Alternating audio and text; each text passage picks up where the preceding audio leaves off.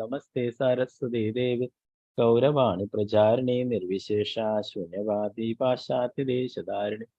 ജയ ശ്രീകൃഷ്ണ ചൈതന്യ പ്രഭു നിത്യാനന്ദ ശ്രീ അദ്വൈത ഗദാധര ശ്രീവാസാദി ഗൗരഭക്തവൃന്ദ. ഹരേ കൃഷ്ണ കൃഷ്ണ കൃഷ്ണ ഹരേ ഹരേ, ഹരേ രാമ രാമ രാമ ഹരേ ഹരേ. ഹരേ കൃഷ്ണ കൃഷ്ണ കൃഷ്ണ ഹരേ ഹരേ, ഹരേ രാമ രാമ രാമ ഹരേ ഹരേ. ഗുരുവേ ഗൗരിചന്ദ്രായ രാധികായ തഥാലേ കൃഷ്ണായ കൃഷ്ണഭക്തായ രജഭക്തായ നിതായ ഗൗര പ്രേമാനന്ദേ ഹരിയിരിപ്പ്. ഹരേ കൃഷ്ണ. ശ്രീ ചൈതന്യ ചരിതാമൃതം മധ്യലീലയിലെ 3-ാമത്തെ ഭാഗമാണ്, 12-ാമത്തെ അധ്യായം.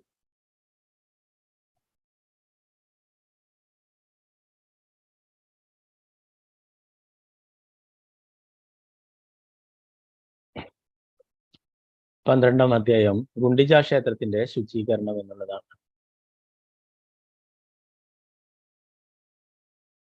ഹരേ കൃഷ്ണ. എല്ലാവർക്കും കാണാലോ സ്ക്രീൻ അല്ലേ? ഹരേ കൃഷ്ണ. ഹരേ കൃഷ്ണ. ഹരേ കൃഷ്ണ.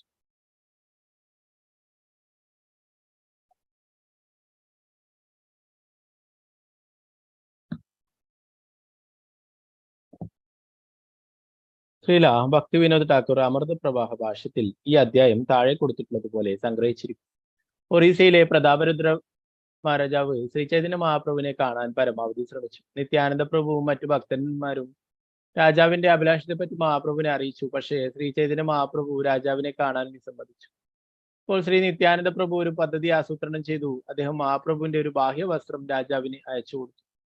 അടുത്ത ദിവസം രാജാവിനെ കാണാൻ രാമാനന്ദരായർ വീണ്ടും മഹാപ്രഭുവിനോട് യാചിച്ചപ്പോൾ അത് നിഷേധിച്ച മഹാപ്രഭു രാജാവിന്റെ പുത്രനെ തന്റെ മുന്നിൽ കൊണ്ടുവരാൻ പറഞ്ഞു. രാജകുമാരൻ ഒരു വൈഷ്ണവന്റെ വേഷത്തിൽ മഹാപ്രഭുവിനെ സന്ദർശിക്കുകയും അതിനാൽ കൃഷ്ണസ്മരണ ഉണരുകയും അങ്ങനെ ശ്രീ ചൈതന്യ മഹാപ്രഭു പ്രതാപരുദ്ര മഹാരാജാവിന്റെ പുത്രനെ ഉദ്ധരിച്ചു.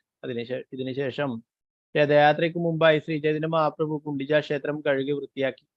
അനന്തരം അവിടുന്ന് ഇന്ദ്രദ്യുമ്ന തടാകത്തിൽ സ്നാനം ചെയ്യുകയും അടുത്തുള്ള ഉദ്യാനത്തിൽ പ്രസാദം ഭക്ഷിക്കുകയും ചെയ്തു. ശ്രീ ചൈതന്യ മഹാപ്രഭു ഗുണ്ടിജ ക്ഷേത്രം കഴുകിക്കൊണ്ടിരുന്നപ്പോൾ ഒരു ഗൗഡീയ വൈഷ്ണവൻ അവിടുത്തെ പാദങ്ങൾ കഴുകുകയും ആ ജലം പാനം ചെയ്യുകയും ചെയ്തു. ഈ സംഭവം വളരെ പ്രാധാന്യമേറിയതാണ്. കാരണം ആ ഭക്തന്റെ ഉള്ളിൽ അത് പ്രേമാനന്ദ ഭാവമുണ്ട്. പിന്നീട് കീർത്തനം നടക്കുമ്പോൾ അദ്വൈതാചാര്യന്റെ പുത്രൻ ശ്രീ ഗോപാലൻ ബോധരഹിതനായി വീഴുകയും ബോധം തിരിച്ചു കിട്ടാൻ വൈകിയ ഗോപാലനെ ശ്രീ ചൈതന്യ മഹാപ്രഭു ഉണർത്തി കാരുണ്യം ചൊരിയുകയും ചെയ്തു. പ്രസാദ വിതരണ വേളയിൽ ശ്രീ നിത്യാനന്ദ പ്രഭുവും അദ്വൈത പ്രഭുവും തമ്മിൽ ചില നർമ്മം തുളുമ്പുന്ന സംഭാഷണങ്ങൾ നടക്കുകയുണ്ടായി.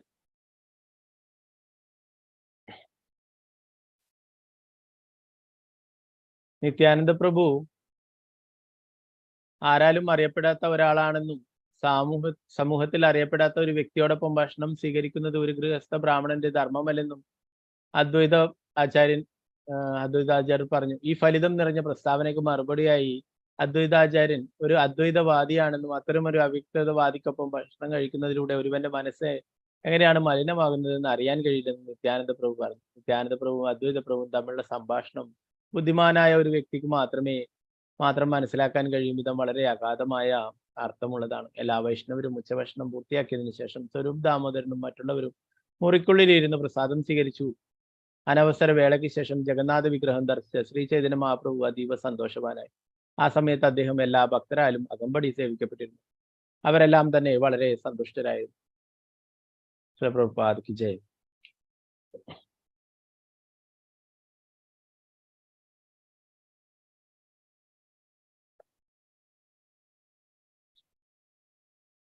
ഒന്നാമത്തെ ശ്ലോകം നോക്കാം. ഓം നമോ ഭഗവതേ വാസുദേവായ. ശ്രീഗുണ്ടിജാ മന്ദിരമാത്മവൃന്ദേ സമ്മാർജയൻ ശാളനത സഗൗരഃ സ്വചിത്തവച്ചീതലമുജ്ജ്വലം ച കൃഷ്ണോപവേശൗ പൈകം ചകാര.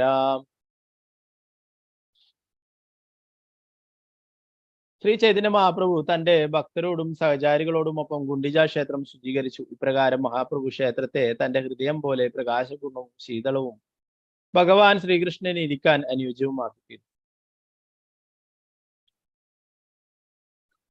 ഭഗവാന്റെ ക്ഷേത്രം വൃത്തിയാക്കുക എന്ന് പറയുന്നത് വളരെ വലിയൊരു ഭക്തിത സേവനമാണ് അല്ലെ. അംബരീഷ് മഹാരാജാവിന്റെ പ്രാർത്ഥനയിൽ പറയുന്നു, കരോ ഹരേർമൻ തിരമാർജനാഥ്. നമ്മുടെ കരങ്ങള് ഭഗവാന്റെ ക്ഷേത്രങ്ങൾ വൃത്തിയാക്കാനായിട്ട് ഉപയോഗിക്കാനായിട്ട് പറയും. അത് സാക്ഷാൽ ഭഗവാൻ തന്നെയാ ആയിട്ടുള്ള ശ്രീ ചൈതന്യ മഹാപ്രഭു നമുക്കൊക്കെ കാണിച്ചു തരുന്നു ഭഗവാന്റെ ക്ഷേത്രം വൃത്തിയാക്കുന്നതിനെ കുറിച്ച്. ഭഗവാന്റെ ക്ഷേത്രം വൃത്തിയാക്കുമ്പോൾ നമ്മുടെ ഹൃദയം ശുദ്ധീകരിക്കപ്പെടുമെന്ന് പറയും. ജയ ജയ ഗൗരചന്ദ്ര ജയ നിത്യാനന്ദ ജയ ദ്വൈത ചന്ദ്ര ജയ ഗൗര ഭക്തവൃന്ദ. ഗൗരചന്ദ്രന് എല്ലാ സ്തുതികളും, നിത്യാനന്ദ പ്രഭുവിന് എല്ലാ സ്തുതികളും, അദ്വൈത ചന്ദ്രന് എല്ലാ സ്തുതികളും, ഭഗവാൻ ശ്രീ ചൈതന്യ മഹാപ്രഭുവിന്റെ ഭക്തഗണങ്ങൾക്കെല്ലാം സ്തുതികളും. ജയ ജയ ശ്രീവാസാദി ഗൗരഭക്തഗണ ശക്തിദേഹ കരിയന ചൈതന്യ വർണ്ണന. ശ്രീവാസ് ഠാക്കൂറിനാൽ നയിക്കപ്പെടുന്ന ശ്രീ ചൈതന്യ മഹാപ്രഭുവിന്റെ ഭക്തഗണങ്ങൾക്ക് എല്ലാ സ്തുതികളും. ശ്രീ ചൈതന്യ മഹാപ്രഭുവിനെ കുറിച്ച് ശരിയായി വിവരിക്കുന്നതിനുള്ള ശക്തി എനിക്ക് നൽകണമേ എന്ന് ഞാൻ അവരോട് യാചിക്കുന്നു. ശ്രീ ചൈതന്യ മഹാപ്രഭു ദക്ഷിണ ഭാരതത്തിലെ പര്യടനം കഴിഞ്ഞ് മടങ്ങി വന്നപ്പോൾ മുതൽ മഹാപ്രഭുവിനെ കാണാൻ ഒറീസയിലെ പ്രതാപരുദ്ര മഹാരാജാവ് ആകാംക്ഷഭരിതനായിരുന്നു. രാജാവ് മഹാപ്രഭുവിനെ കാണുന്നതിന് മഹാപ്രഭുവിന്റെ അനുമതിക്കായി അഭ്യർത്ഥിച്ചുകൊണ്ട് തലസ്ഥാനമായ കട്ടക്കിൽ നിന്നും സാർവഭൗമ ഭട്ടാചാര്യർക്ക് ഒരു കത്തയച്ചു. ശ്രീ ചൈതന്യ മഹാപ്രഭു അനുവാദം നൽകിയില്ലെന്ന് കാണിച്ച് ഭട്ടാചാര്യർ രാജാവിന്റെ കത്തിന് മറുപടി എഴുതി. ഇതിനുശേഷം രാജാവ് ഭട്ടാചാര്യർക്ക് മറ്റൊരു കത്ത് കൂടി എഴുതി. ഈ കത്തിൽ രാജാവ് സാർവഭൗമ ഭട്ടാചാര്യനോട് ഇപ്രകാരം അഭ്യർത്ഥിച്ചു, ദയവായി ശ്രീ ചൈതന്യ മഹാപ്രഭുവായി സഹവാസത്തിലുള്ള എല്ലാ ഭക്തരോടും അപേക്ഷിക്കുകയും അവർക്ക് എന്റെ പേരിൽ ഈ നിവേദനം നൽകുകയും ചെയ്യുക. മഹാപ്രഭുവുമായി സഹവാസമുള്ള എല്ലാ ഭക്തരും എനിക്ക് അനുകൂലമായ പ്രവണത പ്രകടിപ്പിക്കുന്ന വശം അവർക്ക് എന്റെ അപേക്ഷ അവിടുത്തെ പാദപങ്കജങ്ങളിൽ സമർപ്പിക്കാൻ സാധിക്കും. അവരുടെ എല്ലാം കാരുണ്യത്താൽ മഹാപ്രഭുവിന്റെ പാദാംബുജങ്ങളിൽ ശരണം നേടാൻ കഴിയുന്നു. അവിടുത്തെ കാരുണ്യമില്ലാത്ത എന്റെ രാജ്യം എനിക്ക് ആകർഷകമായി അനുഭവപ്പെടുകയില്ല. ഗൗരഹരി ഭഗവാൻ ശ്രീ ചൈതന്യ മഹാപ്രഭു എന്നോട് കാരുണ്യം കാട്ടിയില്ലെങ്കിൽ ഞാൻ രാജ്യം ഉപേക്ഷിച്ച് ഒരു വിഷുവായി വീടുകൾ തോറും കയറിയിറങ്ങി വിഷയാചിക്കും. ആരാ പറയുന്നത്? രാജാവ്. ഈ കത്ത് ലഭിച്ചപ്പോൾ ഭട്ടാചാര്യർ അതീവ ചിന്താകുലനായി. അദ്ദേഹം ആ കത്തുമായി മഹാപ്രഭുവിന്റെ ഭക്തഗണങ്ങളെ സമീപിച്ചു. സാർവഭൗമ ഭട്ടാചാര്യർ ഭക്തന്മാരെ എല്ലാം കണ്ട് രാജാവിന്റെ ഇച്ഛകൾ വിവരിച്ചു. അതിനുശേഷം അദ്ദേഹം ആ കത്ത് അവർക്ക് നിരീക്ഷിക്കാൻ നൽകി. കത്ത് വായിച്ച അവർ പ്രതാപരുദ്ര രാജാവിന് ശ്രീ ചൈതന്യ മഹാപ്രഭുവിന്റെ പാദാംബുജങ്ങളിൽ ഇത്രയധികം ഭക്തിയുണ്ടെന്ന് കണ്ട് വിസ്മയിച്ചു പോയി. ഭക്തന്മാർ അഭിപ്രായപ്പെട്ടു, ഭഗവാൻ ഒരിക്കലും രാജാവിനെ കാണുകയില്ല. അങ്ങനെ ചെയ്യണമെന്ന് നാം മഹാപ്രഭുവിനോട് അഭ്യർത്ഥിച്ചാൽ അത് തീർച്ചയായും മഹാപ്രഭുവിനെ വിഷമിപ്പിക്കും. സാർവഭൗമ ഭട്ടാചാര്യർ അപ്പോൾ പറഞ്ഞു, നമുക്ക് എല്ലാവർക്കും ഒരിക്കൽ കൂടി മഹാപ്രഭുവിനെ കാണാൻ പോകാം. പക്ഷെ രാജാവിനെ കാണാൻ നാം മഹാപ്രഭുവിനോട് അപേക്ഷിക്കരുത്. പകരം രാജാവിന്റെ സദ്ഗുണം വിവരിക്കുക മാത്രം ചെയ്യണം. അങ്ങനെ ഒരു തീരുമാനത്തിൽ അവരെല്ലാം മഹാപ്രഭുവിന്റെ സ്ഥലത്തേക്ക് പോയി. അവിടെ അവർ സംസാരിക്കാൻ തയ്യാറായിരുന്നെങ്കിലും അവർക്കൊരു വാക്കുപോലും ഉച്ചരിക്കാൻ പോലും കഴിഞ്ഞില്ല. പ്രഭു കഹേ കി കഹിതേ സബരാഗമനാം ദേക്കിയേ കഹിതേ ചാഹു ന കഹ കി കാരണ. അവർ ശ്രീ ചൈതന്യ മഹാപ്രഭുവിന്റെ സ്ഥലത്തേക്ക് വന്നപ്പോൾ അവരെ കണ്ടിട്ട് മഹാപ്രഭു പറഞ്ഞു, നിങ്ങളെല്ലാവരും എന്തു പറയാനാണ് ഇവിടേക്ക് വന്നത്? നിങ്ങൾ എന്തോ പറയാൻ ആഗ്രഹിക്കുന്നതായി ഞാൻ കാണുന്നു, പക്ഷെ ഒന്നും പറയുന്നില്ല. എന്താണ് കാരണം? അപ്പോൾ നിത്യാനന്ദ പ്രഭു പറഞ്ഞു, ഞങ്ങൾക്ക് അങ്ങയോട് ചിലത് പറയാൻ ആഗ്രഹമുണ്ട്. ഞങ്ങൾക്ക് പറയാതിരിക്കാൻ കഴിയില്ലെങ്കിലും ഇപ്പോൾ പറയുവാൻ അതിയായി ഭയപ്പെടുന്നു. ഞങ്ങൾ അങ്ങേക്ക് ഒരു നിവേദനം സമർപ്പിക്കാൻ ഇച്ഛിക്കുന്നു. ഇത് ചിലപ്പോൾ അനുയോജ്യമാവുകയോ ആകാതിരിക്കുകയോ ചെയ്യാം. കാര്യം ഇതാണ്, ഒറീസയിലെ രാജാവ് അങ്ങയെ കാണാൻ കഴിയാത്ത പക്ഷം ഒരു വിഷുവായിത്തീരും. നിത്യാനന്ദ പ്രഭു തുടർന്നു, രാജാവ് ഒരു ഭിക്ഷാന്തേഹിയായി തീരാനും അതിന്റെ അടയാളമായി ആനക്കൊമ്പ് കൊണ്ടുള്ള കർണാഭരണം ധരിക്കാനും തീരുമാനിച്ചിരിക്കുന്നു. ശ്രീ ചൈതന്യ മഹാപ്രഭുവിന്റെ പാദകമലങ്ങൾ ദർശിക്കാത്തിടത്തോളം തന്റെ രാജ്യത്തെ ആസ്വദിക്കാൻ അദ്ദേഹം ആഗ്രഹിക്കുന്നില്ല. ശ്രീ നിത്യാനന്ദ പ്രഭു തുടർന്നു, ശ്രീ ചൈതന്യ മഹാപ്രഭുവിന്റെ ചന്ദ്രസമാനമായ മുഖം തന്റെ കണ്ണുകൾ കൊണ്ട് മതിവരുവോളം കാണാനും ആ പാദപത്മങ്ങൾ തന്റെ ഹൃദയത്തോട് ചേർത്ത് പിടിക്കാനും അദ്ദേഹം ആശിക്കുന്നു. ഈ പ്രസ്താവനകളെല്ലാം കേട്ട ശ്രീ ചൈതന്യ മഹാപ്രഭുവിന്റെ മനസ്സ് തീർച്ചയായും ആർദ്രമായി. എങ്കിലും അവിടുന്ന് പുറമെ ചില കഠിന വാക്കുകൾ പറയാൻ ആഗ്രഹിച്ചു. ശ്രീ ചൈതന്യ മഹാപ്രഭു പറഞ്ഞു, രാജാവിനെ കാണാൻ എന്നെ കട്ടക്കിലേക്ക് കൊണ്ടുപോകാൻ നിങ്ങളെല്ലാവരും ആഗ്രഹിക്കുന്നതായി ഞാൻ മനസ്സിലാക്കും. ശ്രീ ചൈതന്യ മഹാപ്രഭു തുടർന്നു, ആധ്യാത്മിക പുരോഗതിയെക്കുറിച്ച് ഞാനൊന്നും പറയുന്നില്ല. എല്ലാ ആളുകളും എല്ലാ ആളുകളാലും ഞാൻ നിന്ദിക്കപ്പെടും. ഇനി മറ്റുള്ള ആൾക്കാരെ കുറിച്ച് എന്തു പറയണം? ദാമോദരൻ തന്നെ എന്നെ വിമർശിക്കും. എല്ലാ ഭക്തരും അപേക്ഷിച്ചു എന്നതുകൊണ്ട് ഞാൻ രാജാവിനെ കാണുകയില്ല. പക്ഷേ ദാമോദരൻ അനുവാദം നൽകിയാൽ ഞാൻ അങ്ങനെ ചെയ്യും. ദാമോദരൻ പെട്ടെന്ന് മറുപടി പറഞ്ഞു, എന്റെ ഭഗവാനെ, അങ്ങ് പൂർണ്ണ സ്വതന്ത്രനായ പരമദിവ്യത്വ പുരുഷനാകുന്നു. എല്ലാം അങ്ങേക്ക് അറിവുള്ളതാകിയാൽ അനുവദനീയമായതും അല്ലാത്തതും എന്താണെന്ന് അങ്ങ് അറിയുന്നു. ഞാൻ കേവലം നിസ്സാരനായ ഒരു ജീവനാണ്. അതിനാൽ അങ്ങേക്ക് നിർദ്ദേശങ്ങൾ നൽകത്തക്ക വിധം എന്ത് ശക്തിയാണ് എനിക്കുള്ളത്? അങ്ങയുടെ സ്വന്തം തീരുമാനത്താൽ തന്നെ അങ്ങ് രാജാവിനെ കണ്ടുമുട്ടുമ്പോൾ ഞാനത് കണ്ടു നിൽക്കും. രാജാവിന് അങ്ങയിൽ അതിയായ ആസക്തിയുണ്ട്. അങ്ങേക്ക് രാജാവിനോട് സ്നേഹവും വാത്സല്യവും തോന്നുന്നുമുണ്ട്. അപ്രകാരം രാജാവിനെ അങ്ങയോടുള്ള സ്നേഹബന്ധത്തിന്റെ പ്രഭാവത്താൽ അങ്ങ് രാജാവിനെ സ്പർശിക്കുമെന്ന് ഞാൻ മനസ്സിലാക്കുന്നു. അങ്ങ് പരമസ്വതന്ത്രനായ സർവോത്തമ പുരുഷനാണെങ്കിലും അങ്ങയുടെ ഭക്തന്മാരുടെ പ്രേമ വാത്സല്യങ്ങൾക്ക് വശംവദനാണ്. അതാണ് അങ്ങയുടെ സ്വഭാവം. അപ്പോൾ നിത്യാനന്ദ പ്രഭു പറഞ്ഞു, രാജാവിനെ കാണാൻ അങ്ങയോട് ആജ്ഞാപിക്കാൻ 3 ലോകത്തിലും ആരാണുള്ളത്? എന്നാലും ആസക്തനായ ഒരുവൻ ആഗ്രഹിച്ച വസ്തു നേടാൻ കഴിയാതെ വരുമ്പോൾ പ്രാണൻ ഉപേക്ഷിക്കുന്നത് സ്വാഭാവികമല്ലേ? ഉദാഹരണത്തിന്, യജ്ഞത്തിൽ ഏർപ്പെട്ടിരുന്ന ബ്രാഹ്മണരുടെ പത്നിമാരിൽ ചിലർ അവരുടെ ഭർത്താക്കന്മാരുടെ സാന്നിധ്യത്തിൽ കൃഷ്ണന് വേണ്ടി ജീവൻ ത്യജിച്ചു. ഭഗവാന്റെ ആ വൃന്ദാവന ലീലയിലുള്ള കാര്യം അല്ലെ? ബ്രാഹ്മണ പത്നിമാരൊക്കെ ഭഗവാന്റെ അടുത്തേക്ക് ഓടിപ്പോവുകയുണ്ടായി. ബ്രാഹ്മണർ യജ്ഞങ്ങൾ ചെയ്യുകയുണ്ടായി അല്ലെ? ഭഗവാൻ വിശന്നിരിക്കുന്നു പറഞ്ഞപ്പോൾ അവർ എല്ലാം എടുത്തിട്ട് ഭഗവാന്റെ അടുത്തേക്ക് പോവുകയുണ്ടായി.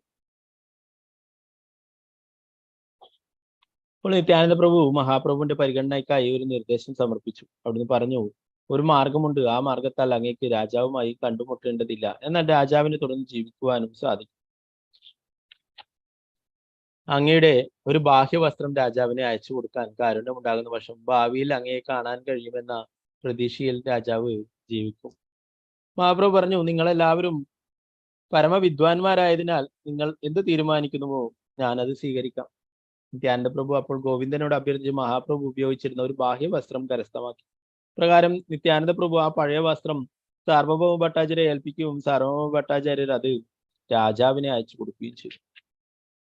പഴയ വസ്ത്രം ലഭിച്ച രാജാവ് മഹാപ്രഭുവിനെ നേരിട്ട് ആരാധിക്കുന്ന പോലെ വസ്ത്രത്തെ ആരാധിച്ചു തുടങ്ങി. ദക്ഷിണ ഭാരതത്തിലെ സേവനം കഴിഞ്ഞ് മടങ്ങി വന്ന രാമാനന്ദരായർ തന്നെ ശ്രീ ചൈതന്യ മഹാപ്രഭുവിനൊപ്പം നിലകൊള്ളാൻ അനുവദിക്കണമെന്ന് രാജാവിനോട് അഭ്യർത്ഥിച്ചു.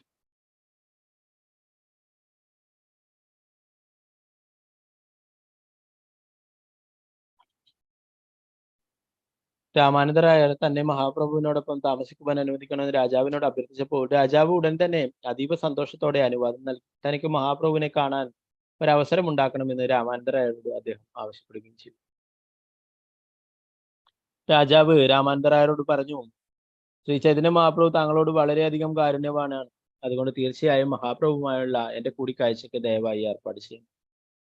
രാജാവും രാമാനന്ദരായരും ഒരുമിച്ച് ജഗന്നാഥ ക്ഷേത്രത്തിലേക്ക് തിരിച്ചു വരികയും രാമാനന്ദരായർ ശ്രീ ചൈതന്യ മഹാപ്രഭുവിനെ കണ്ടുമുട്ടുകയും ചെയ്തു. ആ സമയത്ത് രാമാനന്ദരായർ രാജാവിന്റെ പ്രേമഭക്തിയെക്കുറിച്ച് ശ്രീ ചൈതന്യ മഹാപ്രഭുവിനെ അറിയിച്ചു. അവസരം ലഭിച്ചപ്പോഴെല്ലാം നിശ്ചയമായും അദ്ദേഹം രാജാവിനെ പറ്റി ആവർത്തിച്ച് പറഞ്ഞുകൊണ്ടിരുന്നു. രാമാനന്ദരായർ തീർച്ചയായും രാജാവിന്റെ നയതന്ത്രജ്ഞനായ ഒരു മന്ത്രിയായിരുന്നു. അദ്ദേഹത്തിന്റെ പൊതുവെയുള്ള ആ പെരുമാറ്റം വളരെ വൈദഗ്ധ്യമുള്ളതായിരുന്നു. ശ്രീ ചൈതന്യ മഹാപ്രഭുവിനോടുള്ള രാജാവിന്റെ സ്നേഹത്തിന്റെ വിവരണത്താൽ ക്രമേണ മഹാപ്രഭുവിന്റെ മനസ്സിൽ ഉത്കണ്ഠാകുലനായ പ്രതാപരുദ്ര മഹാരാജാവിന് മഹാപ്രഭുവിനെ കാണാതിരിക്കുന്നത് സഹിക്കാൻ കഴിയുമായിരുന്നില്ല. അതിനാൽ ശ്രീ രാമാനന്ദരായർ തന്റെ നയകുശലതയിൽ രാജാവിന് മഹാപ്രഭുവിനെ കണ്ടുമുട്ടാൻ ഒരു ക്രമീകരണം ചെയ്തു. ശ്രീ രാമാനന്ദരായർ മഹാപ്രഭുവിനോട് തുറന്നപേക്ഷിച്ചു, ദയവായി അങ്ങയുടെ കമലചരണങ്ങളുടെ ദർശനം രാജാവിനെ ഒരിക്കലെങ്കിലും നൽകിയാൽ. ശ്രീ ചൈതന്യ മഹാപ്രഭു മറുപടി പറഞ്ഞു, എന്റെ പ്രിയ രാമാനന്ദ, ഒരു സന്യാസി ഒരു രാജാവിനെ സന്ധിക്കുന്നത് ഉചിതമാണോ എന്ന് ശരിയായി ആലോചിച്ച ശേഷം മാത്രമേ ഈ അഭ്യർത്ഥന ചെയ്യാവൂ. ഒരു സന്യാസി ഒരു രാജാവുമായി കൂടിക്കാഴ്ച നടത്തിയാൽ സന്യാസിക്ക് ഇഹലോകത്തും പരലോകത്തും പരാജയമായിരിക്കും ഫലം. പരലോകത്തെ പറ്റി എന്തു പറയാൻ? ഈ ലോകത്തിൽ രാജാവുമായി ഈ സന്യാസി കണ്ടുമുട്ടിയാൽ ജനങ്ങൾ അദ്ദേഹത്തെ പരിഹസിക്കും. രാമാനന്ദരായർ മറുപടി പറഞ്ഞു, അങ്ങ് പരമസ്വതന്ത്രനായ വ്യക്തിത്വമാണ്. പരതന്ത്രനല്ലാത്ത അങ്ങേക്ക് ആരിൽ നിന്നും ഒന്നും ഭയപ്പെടേണ്ടതില്ല.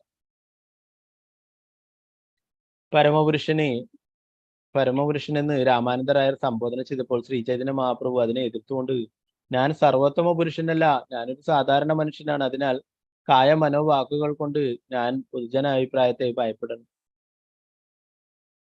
പൊതുജനം ഒരു സന്യാസിയുടെ സ്വഭാവത്തിൽ ചെറിയ ഒരു തെറ്റ് കണ്ടുപിടിച്ചാൽ തന്നെ കാട്ടുതീ പോലെ വ്യാപിക്കും. വെള്ള വസ്ത്രത്തിലെ കറുത്ത പാട് ഒളിപ്പിക്കാൻ കഴിയില്ല, അത് എപ്പോഴും തെളിഞ്ഞു നിൽക്കും.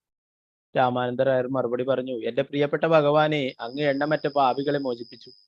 ഈ ഒറീസയിലെ രാജാവായ പ്രതാപരുദ്ര മഹാരാജാവ് വാസ്തവത്തിൽ ഒരു ഭഗവത് സേവകനും അങ്ങയുടെ ഭക്തനുമാണ്.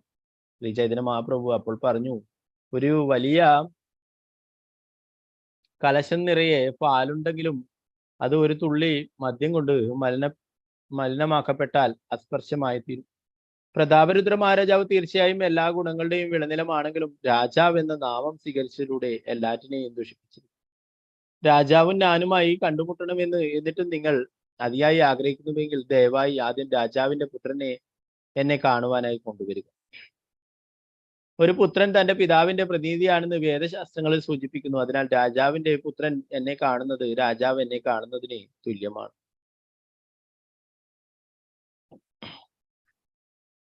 അനന്തരം രാമാനന്ദരായർ ശ്രീ ചൈതന്യ മഹാപ്രഭുവായി നടന്ന സംഭാഷണത്തെ കുറിച്ച് രാജാവിനെ അറിയിക്കാൻ പോയി. ഭഗവാന്റെ ആജ്ഞ അനുസരിച്ച് രാജാവിന്റെ പുത്രനെ കൂട്ടിക്കൊണ്ടുവരികയും ചെയ്തു.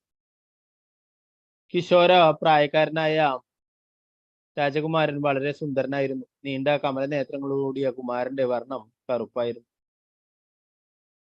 പീതാംബരധാരിയായ രാജകുമാരന്റെ ശരീരം രത്നാഭരണങ്ങളാൽ അലങ്കൃതമായിരുന്നു. അതിനാൽ അവനെ കാണുന്ന ആരും ഭഗവാൻ കൃഷ്ണനെ സ്മരിക്കുമായിരുന്നു. രാജകുമാരനെ കണ്ട ശ്രീചൈതന്യ മഹാപ്രഭു തൽക്ഷണം കൃഷ്ണനെ സ്മരിച്ചു. പ്രേമാവേശത്തിൽ കുമാരനെ കണ്ട മഹാപ്രഭു ഇപ്രകാരം പറയാൻ തുടങ്ങി. ശ്രീചൈതന്യ മഹാപ്രഭു പറഞ്ഞു, ഇതാ ഒരു മഹാഭക്തൻ, ഇവനെ കാണുന്നതിലൂടെ എല്ലാവർക്കും പരമദിവ്യോത്തമ പുരുഷനും മഹാരാജൻ നന്ദന്റെ പുത്രനുമായ ശ്രീകൃഷ്ണനെ സ്മരിക്കാൻ കഴിയും.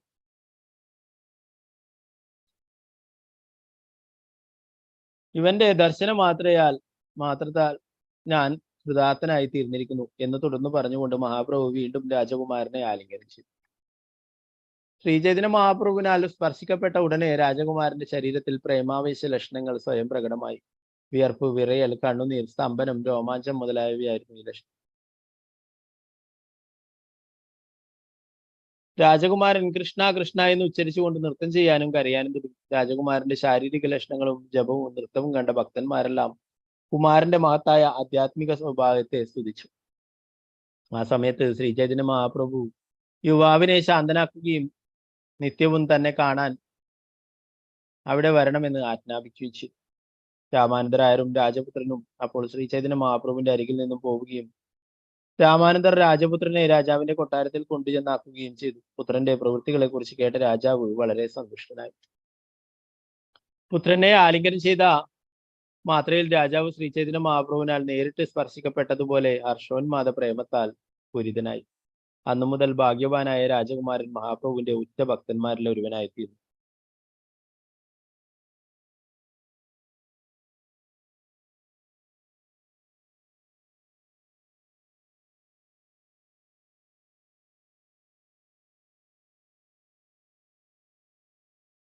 അതിന് ഭാവാർത്ഥ പ്രഭുപാദർ പറയുന്നു, ഇത് സംബന്ധിച്ച് ശ്രീല പ്രബോധാനന്ദ സരസ്വതി കാരുണ്യ കടാശ വൈഭവവതാം എന്ന് എഴുതിയിരിക്കുന്നു. ശ്രീ ചൈതന്യ മഹാപ്രഭു ഒരുവനിൽ വെറുതെ ഒരു നിമിഷം കടാശിക്കുന്ന വശം ആ വ്യക്തി തൽക്ഷണം ഏറ്റവും വിശ്വസ്തനായ ഒരു ഭഗവത് ഭക്തനായി ഭവിക്കുന്നു. രാജകുമാരൻ മഹാപ്രഭുവിനെ കാണാൻ ആദ്യമായാണ് വന്നത്. പക്ഷെ അവിടുത്തെ കാരുണ്യത്താൽ ആ ബാലകൻ തൽക്ഷണം ഒരു ഉത്തമ ഭക്തനായി മാറി.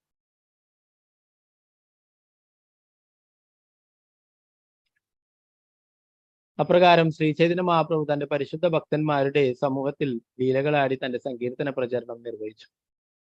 അദ്വൈത ആചാര്യനെ പോലുള്ള പ്രമുഖ ഭക്തന്മാർ ശ്രീ ചൈതന്യ മഹാപ്രഭുവിനെ മധ്യാഹ്ന ഭോജനത്തിനായി അവരുടെ ഭവനങ്ങളിലേക്ക് ക്ഷണിക്കുക പതിവായിരുന്നു. മഹാപ്രഭു തന്റെ ഭക്തന്മാരോടൊപ്പം അത്തരം ക്ഷണങ്ങൾ സ്വീകരിച്ചു.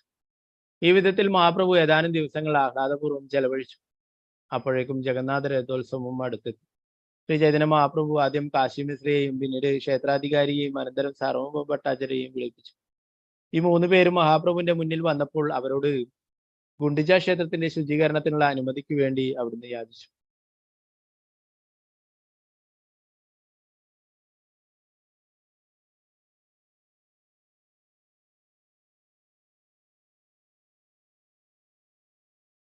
ഗുണ്ടിജ ക്ഷേത്രം കഴുകുന്നതിനുള്ള മഹാപ്രഭുവിന്റെ അഭ്യർത്ഥന കേട്ടിട്ട്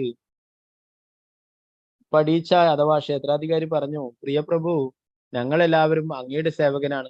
അങ്ങ് എന്തെല്ലാം ആഗ്രഹിച്ചാലും അത് നടപ്പാക്കേണ്ടത് ഞങ്ങളുടെ കർത്തവ്യം. അങ്ങയുടെ എന്താജ്ഞയും ഉടനെ നടപ്പാക്കണമെന്ന് രാജാവ് എനിക്ക് പ്രത്യേക കൽപ്പന നൽകി. പ്രിയപ്രഭു, ക്ഷേത്ര ശുചീകരണം അങ്ങേക്ക് ഉചിതമായ സേവനമല്ല. എന്നിരുന്നാലും അങ്ങനെ ചെയ്യാൻ അങ്ങ് ആഗ്രഹിച്ചാൽ അത് അങ്ങയുടെ ലീലകളിൽ ഒന്നായി സ്വീകരിക്കപ്പെടണം. ക്ഷേത്രം കഴുകുന്നതിന് അങ്ങേക്ക് അനേകം ജലകുംഭങ്ങളും ശൂലുകളും ആവശ്യമുണ്ട്. അതിനാൽ എന്നോട് ആജ്ഞാപിക്കുക, ഉടൻ തന്നെ അങ്ങേക്ക് വേണ്ടി ഞാൻ അവയെല്ലാം എത്തിക്കാം. മഹാപ്രഭുവിന്റെ ഇച്ഛ അനുസരിച്ച് ക്ഷേത്രാധികാരി 100 പുതിയ ജലകുംഭങ്ങളും 100 ചൂലുകളും ക്ഷേത്രം അടിച്ചു വരുന്നതിനായി എത്തിച്ചു.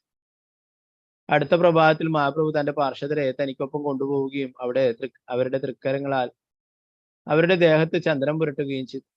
അവരുടെ ദേഹത്ത് ചന്ദനം പുരട്ടുകയും ചെയ്തു. അനന്തരം മഹാപ്രഭു അവിടുത്തെ തൃക്കരങ്ങളാൽ ഓരോ ഭക്തനും ഓരോ ചൂൾ നൽകുകയും അവരെയെല്ലാം ഒപ്പം കൂട്ടിക്കൊണ്ട് ഗുണ്ടിജ ക്ഷേത്രത്തിലേക്ക് പോവുകയും ചെയ്തു.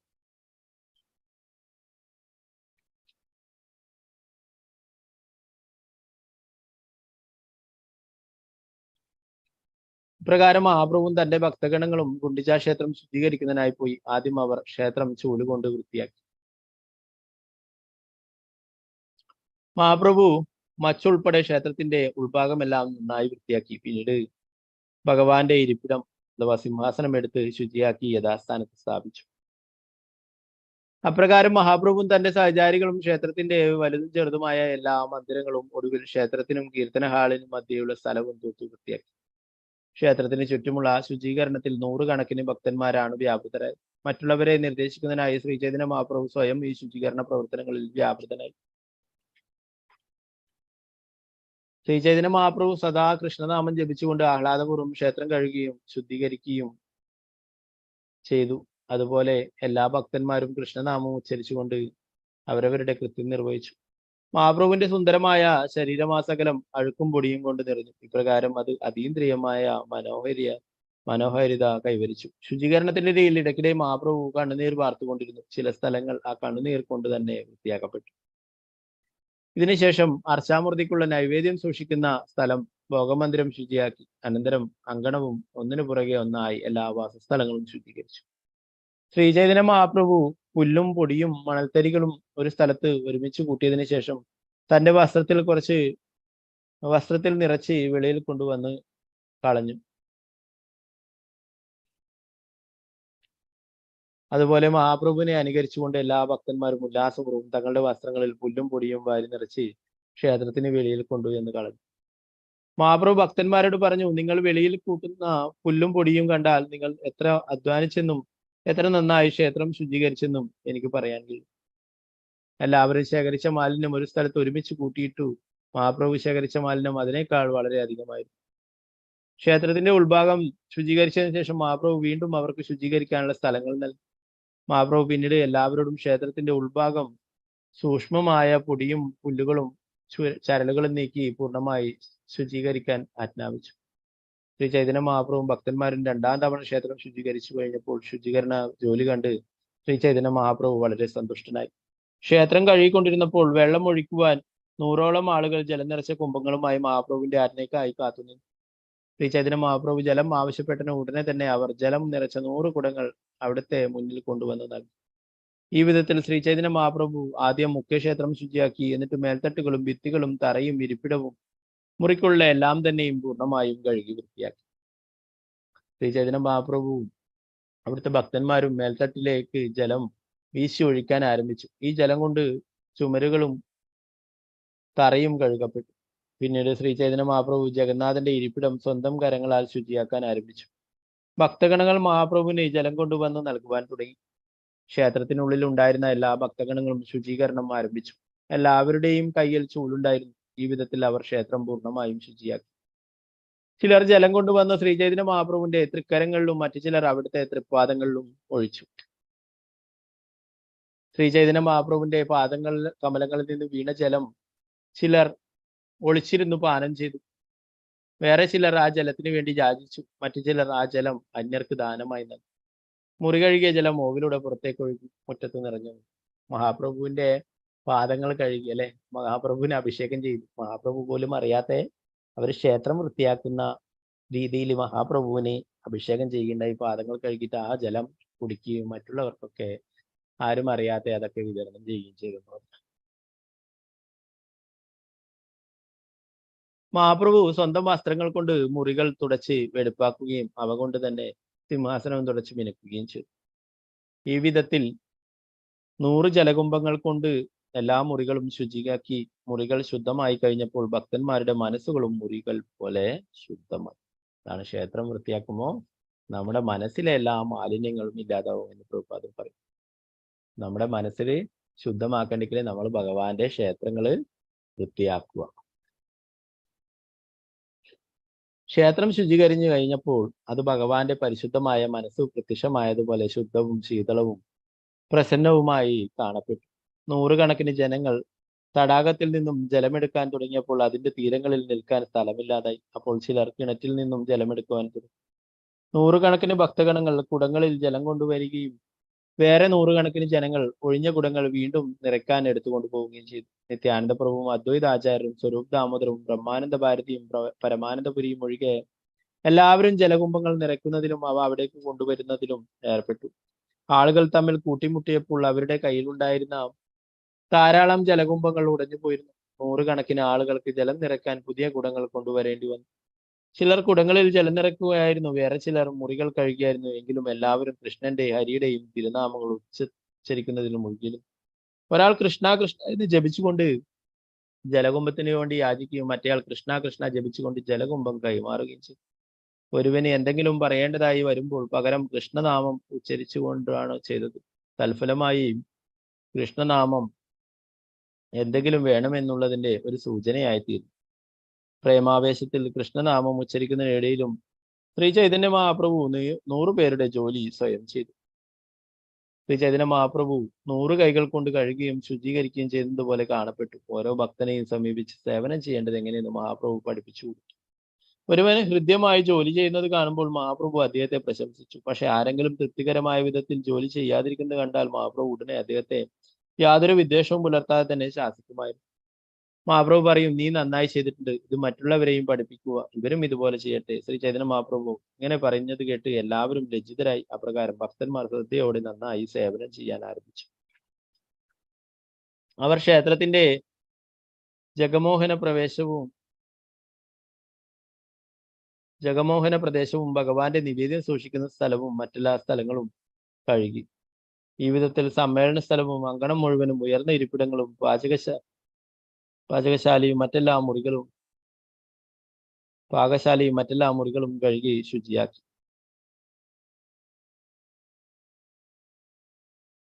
ഇപ്രകാരം ക്ഷേത്രത്തിന്റെ ഉൾഭാഗങ്ങളും ബാഹ്യഭാഗങ്ങളും ശരിക്കും കഴുകി ശുചിയാക്കി.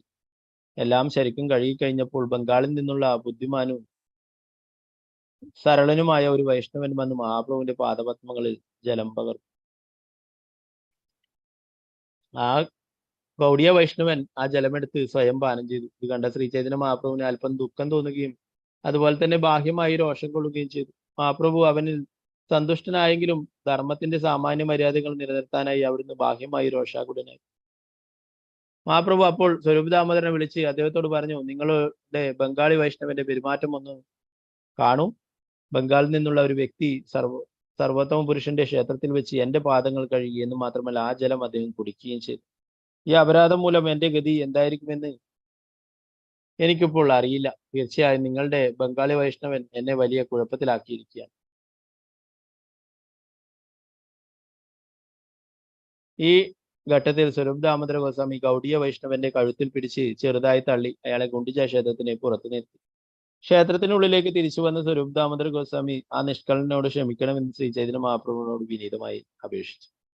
ഈ സംഭവത്തിന് ശേഷം ശ്രീ ചൈതന്യ മഹാപ്രഭു വളരെ സന്തുഷ്ടനായി എല്ലാ ഭക്തരോടും 2 വരികളിലായി ഇരുവശത്തും ഇരിക്കാൻ അവിടുന്ന് ആവശ്യപ്പെട്ടു. മഹാപ്രഭു അവർക്ക് മധ്യത്തിൽ ഇരിക്കുകയും എല്ലാത്തരം പുല്ലുകളും ചരലുകളും അഴുക്കുപുരണ്ട വസ്ത്രങ്ങളും പെറുക്കി മാറ്റാൻ ആരംഭിക്കുകയും ചെയ്തു.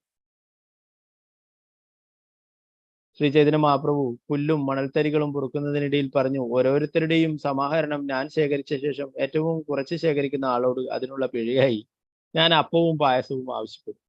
പ്രകാരം ഗുണ്ടിജ ക്ഷേത്രത്തിന്റെ എല്ലാ ഭാഗങ്ങളും പൂർണ്ണമായും വൃത്തിയും വെടിപ്പും ഉള്ളതാക്കപ്പെട്ടു.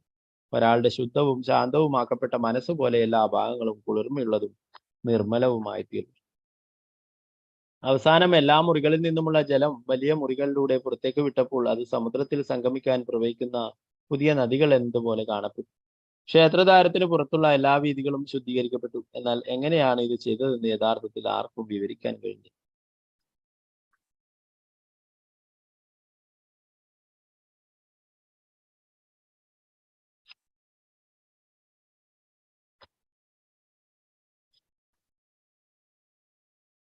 ശ്രീചൈതന്യ മഹാപ്രഭു നരസിംഹ ക്ഷേത്രത്തിന്റെയും അകവും പുറവും ശുചീകരിച്ചു. അനന്തരം മഹാപ്രഭു ഏതാനും നിമിഷത്തേക്ക് വിശ്രമിച്ചതിന് ശേഷം നൃത്തം ചെയ്യാൻ ആരംഭിച്ചു.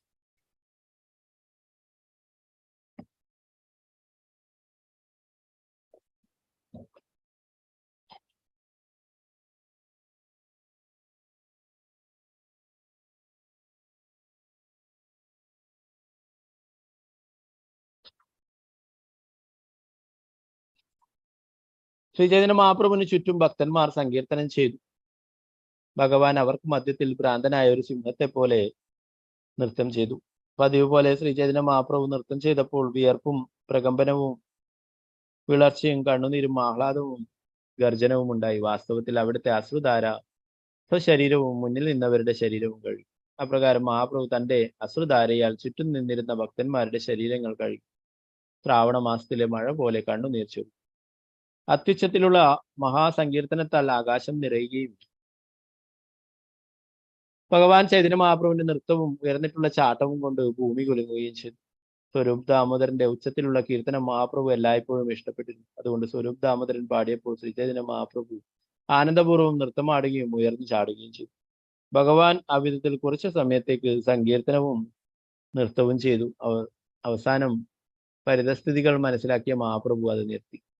മഹാപ്രഭു പിന്നീട് അദ്വൈത ആചാര്യന്റെ പുത്രൻ ശ്രീ ഗോപാലനോട് നൃത്തം ചെയ്യാൻ ആജ്ഞാപിച്ചു. ശ്രീ ഗോപാലൻ പ്രേമാവേശത്താൽ നൃത്തം ചെയ്യുന്നതിനിടയിൽ തളർന്ന് ബോധശൂന്യനായി നിലംപതിച്ചു. ശ്രീ ഗോപാലൻ ബോധരഹിതനായി നിലംപതിച്ചപ്പോൾ അദ്വൈത ആചാര്യൻ തിരക്കത്തിൽ മകനെ എടുത്ത് തന്റെ മടിയിൽ കിടത്തി. മകൻ ശ്വാസോച്ഛ്വാസം ചെയ്യുന്നില്ലെന്ന് കണ്ട അദ്ദേഹം അങ്ങേയറ്റം അസ്വസ്ഥനായി. അദ്വൈതാചാര്യൻ മറ്റുള്ളവരും നരസിംഹ മന്ത്രം ജപിച്ചുകൊണ്ട് അദ്ദേഹത്തിന്റെ ദേഹത്ത് ജലം തെളിച്ചു. ജപത്തിന്റെ ഉച്ചത്തിലുള്ള ശബ്ദം ലോകത്തെ മുഴുവൻ കുലുക്കുമെന്ന് തോന്നിക്കും വിധം ശക്തമായിരുന്നു. കുറെ സമയം കഴിഞ്ഞിട്ടും മകന് ബോധം വീണ്ടും കിട്ടാതെ വന്നപ്പോൾ അദ്വൈതാചാര്യനും മറ്റു ഭക്തരും കരയാൻ ആരംഭിച്ചു. ആ സമയത്ത് ശ്രീ ചൈതന്യ മഹാപ്രഭു ഗോപാലന്റെ നെഞ്ചിൽ കൈ വെച്ച് അത്യുച്ചത്തിൽ പറഞ്ഞു, ഗോപാല എഴുന്നേൽക്കൂ. ശ്രീ ചൈതന്യ മഹാപ്രഭുവിന്റെ ശബ്ദം കേട്ടയുടനെ ഗോപാലിന് ബോധം വീണ്ടും കിട്ടി. എല്ലാ ഭക്തരും അപ്പോൾ ഹരിനാമം ജപിച്ച് നൃത്തം ചെയ്യാൻ തുടങ്ങി. ഈ സംഭവം വൃന്ദാവൻ ദാസ് ഠാക്കൂർ വളരെ വിശദമായി വർണ്ണിച്ചിട്ടുണ്ട്. ആയതിനാൽ ഞാൻ വളരെ സംഗ്രഹിച്ച് വിവരിക്കുന്നു. കൃഷ്ണദാസ് കവിരാജ് ഗോസ്വാമി പറയുന്ന വൃന്ദാവൻ ദാസ് ഠാക്കൂർ ഇത് നല്ലവണ്ണം വിവരിച്ചതുകൊണ്ട് ഞാൻ അല്പം മാത്രമേ വിവരിക്കുന്നുള്ളൂ. വിശ്രമിച്ചതിന് ശേഷം ശ്രീ ചൈതന്യ മഹാപ്രഭുവും ഭക്തന്മാരും സ്നാനം ചെയ്യുന്നതിനായി പുറപ്പെട്ടു.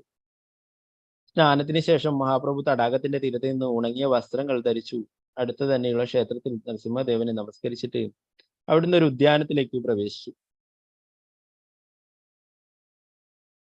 ഉദ്യാനത്തിൽ ശ്രീ ചൈതന്യ മഹാപ്രഭു മറ്റു ഭക്തരോടൊപ്പം ഇരുന്നു. അപ്പോഴേക്കും വാണിനാഥ് രായർ പലതരത്തിലുള്ള മഹാപ്രസാദവുമായി വന്നു.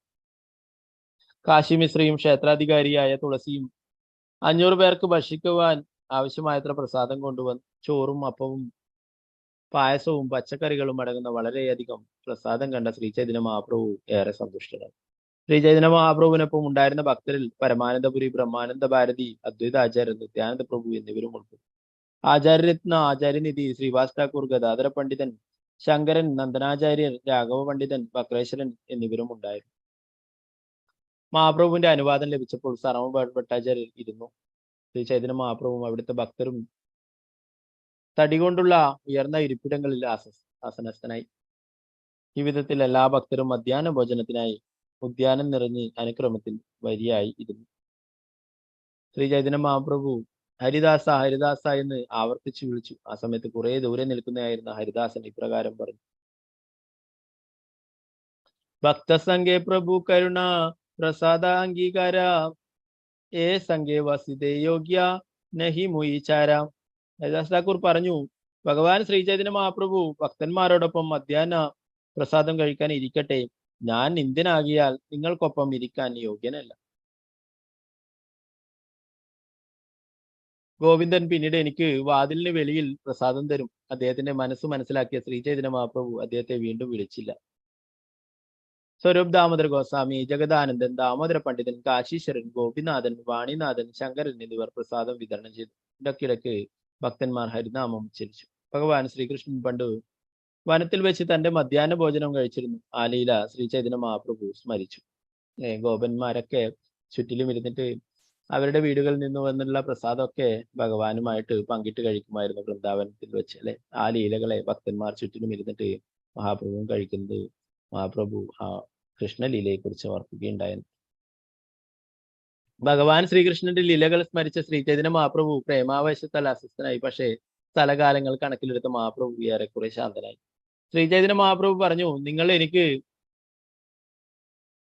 ലാഫ്ര വ്യഞ്ജനം തുടങ്ങിയ സാധാരണ പച്ചക്കറി വിഭവങ്ങൾ നൽകിയിട്ട് അപ്പവും പായസവും അമൃത കുടികയും പോലുള്ള ശ്രേഷ്ഠ വിഭവങ്ങൾ ഭക്തന്മാർക്ക് നൽകുക.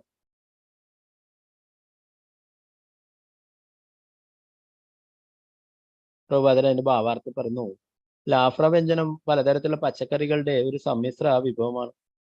അത് സാധാരണയായി ചോറുമായി ചേർത്ത് പാവപ്പെട്ട ആളുകൾക്ക് നൽകിയാണ് പതിവ്. അമൃത കുടിക കനമുള്ള പൂരി കാച്ചി കുറുക്കിയ പാലിൽ ചേർത്ത് തയ്യാറാക്കുന്ന ഒരു വിഭവമാണ്. ഇത് അമൃത രസാവലി എന്നും അറിയപ്പെടുന്നു. ഓരോ പ്രസാദത്തെ കുറിച്ച് പറയും. ഭഗവാൻ ശ്രീ ചൈതന്യ മഹാപ്രഭു സർവജ്ഞനായിരുന്നതിനാൽ ഓരോരുത്തർക്കും ഇഷ്ടപ്പെട്ട വിഭവങ്ങൾ ഏതൊക്കെയാണെന്ന് അറിയാമായിരുന്നു. അതുകൊണ്ട് ആ വിഭവങ്ങൾ ഓരോ ഭക്തനും മതിയാവോളം നൽകാൻ അവിടുന്ന് സ്വരൂപ് ദാമോദരനോട് നിർദ്ദേശിച്ചു. ജഗദാനന്ദൻ പ്രസാദനം വിതരണം ചെയ്യാൻ പോയി. അദ്ദേഹം പെട്ടെന്ന് മഹാപ്രഭുവിന്റെ പാത്രത്തിൽ ഏറ്റവും ശ്രേഷ്ഠമായ വിഭവങ്ങൾ വിളമ്പി. അത്തരം ഹൃദ്യമായ പ്രസാദം ശ്രീ ചൈതന്യ മഹാപ്രഭുവിന്റെ പാത്രത്തിൽ വിളമ്പിയപ്പോൾ അവിടുന്ന് ബാഹ്യമായി രോഷാകുലനായി. എന്നിരുന്നാലും മഹാപ്രഭുവിന്റെ പാത്രത്തിൽ ചിലപ്പോൾ തന്ത്രങ്ങളാലോ ചിലപ്പോൾ സമ്മർദ്ദത്താലോ ആ വിഭവങ്ങൾ വിളമ്പിയപ്പോൾ ഭഗവാൻ അതിൽ സന്തുഷ്ടനായി. ഭോജനം അങ്ങനെ വിളമ്പിയപ്പോൾ ശ്രീ ചൈതന്യ മഹാപ്രഭു കുറെ നേരം അതിലേക്ക് സൂക്ഷിച്ചു നോക്കി. അവസാനം ജഗന്നാഥനോടുള്ള ഭയം മൂലം ചിലത് ഭക്ഷിച്ചു. ജഗദാനന്ദൻ വിളമ്പിയ ഭക്ഷണം താൻ ഭുജിച്ചില്ലെങ്കിൽ ജഗദാനന്ദൻ തീർച്ചയായും ഉപവസിക്കുമെന്ന് ഭഗവാൻ ശ്രീ ചൈതന്യ മഹാപ്രഭുവിന് അറിയാമായിരുന്നു. ഇത് ഭയന്ന് അവിടുന്ന് അദ്ദേഹം നൽകിയ കുറച്ച് പ്രസാദം ഭക്ഷിച്ചു. സ്വരൂപ് ദാമോദര ഗോസ്വാമി അപ്പോൾ കുറെ ഒന്നാന്തരം മധുര പലഹാരങ്ങൾ കൊണ്ടുവരികയും മഹാപ്രഭുവിന്റെ മുന്നിൽ അവ അവിടത്തേക്ക് സമർപ്പിക്കുകയും ചെയ്തു. സ്വരൂപ് ദാമോദര ഗോസ്വാമി പറഞ്ഞു, ഈ മഹാപ്രസാദത്തിൽ നിന്നും അല്പമെടുത്ത് ജഗന്നാഥ ഭഗവാൻ എങ്ങനെയാണ് അത് ഭുജിച്ചതെന്ന് നോക്കൂ. ഇത് പറഞ്ഞ് സ്വരൂപ് ദാമോദര ഗോസ്വാമി കുറച്ച് പ്രസാദം മഹാപ്രഭുവിന് മുന്നിൽ സമർപ്പിക്കുകയും അദ്ദേഹത്തോടുള്ള സ്നേഹം മൂലം മഹാപ്രഭു അത് ഭക്ഷിക്കുകയും ചെയ്തു.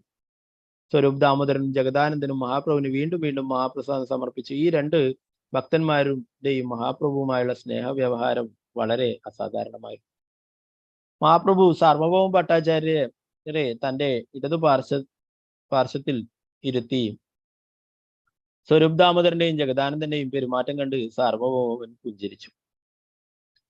സാർവഭൗമ ഭട്ടാചാര്യനും ഒന്നാന്തരം ഭക്ഷണം നൽകണമെന്ന് മഹാപ്രഭു ആഗ്രഹിച്ചു. അതുകൊണ്ട് അവിടുന്ന് സേവകരെ കൊണ്ട് സ്നേഹപൂർവ്വം അദ്ദേഹത്തിന്റെ പാത്രത്തിൽ ഒന്നാന്തരം പ്രസാദം വീണ്ടും വീണ്ടും വിളമ്പിച്ചു.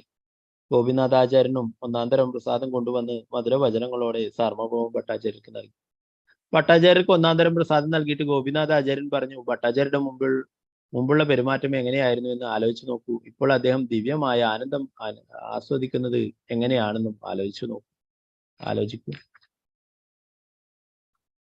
സാർവഭൗമ ഭട്ടാചാര്യ ഗോപിനാഥാചാര്യർക്ക് മറുപടി നൽകി, ഞാൻ കേവലം അല്പബുദ്ധിയായ ഒരു താർക്കികനായിരുന്നു. പക്ഷേ അങ്ങയുടെ കാരുണ്യത്താൽ എനിക്ക് പരിപൂർണതയുടെ ഈ ഐശ്വര്യം ലഭിച്ചു. സാർവഭൗമ ഭട്ടാചാര്യർ തുടർന്ന് പറഞ്ഞു, ശ്രീ ചൈതന്യ മഹാപ്രഭുവിനോളം കാരുണ്യവാനായി വേറെ ആരാണുള്ളത്? അദ്ദേഹം ഒരു കാക്കയെ ഗരുഡനാക്കി മാറ്റി. അത്രയ്ക്ക് ദയാമയനാകാൻ വേറെ ആർക്കാണ് കഴിയുക? കാർക്കികന്മാരെന്ന് അറിയപ്പെടുന്ന കുറുനരികളുടെ സംഘത്തിൽ ഞാൻ ബേയു ബേയു എന്ന് മാറ്റലിക്കൊണ്ട് സ്വരത്തിൽ വെറുതെ കുരക്കുമായിരുന്നു. ഇപ്പോൾ അതേ വായ കൊണ്ട് ഞാൻ സദാ കൃഷ്ണ ഹരി എന്നിങ്ങനെ തിരുനാമങ്ങൾ ജപിക്കും. സാർവഭൗമ ഭട്ടാചാര്യ മായാവാദിയായിരുന്നു, അല്ലെ. ഭഗവാൻ തന്നെ മാറ്റിയെടുത്തിട്ടുണ്ടായിരുന്നു. ഒരിക്കൽ അഭക്തരായ താർക്കിക ശിഷ്യന്മാരുടെ സംഘത്തിലായിരുന്ന ഞാനിപ്പോൾ ഭക്തന്മാരുടെ സംഘമാകുന്ന അമൃതസാഗരത്തിന്റെ തിരമാലകളിൽ മുങ്ങിയിരിക്കുന്നു.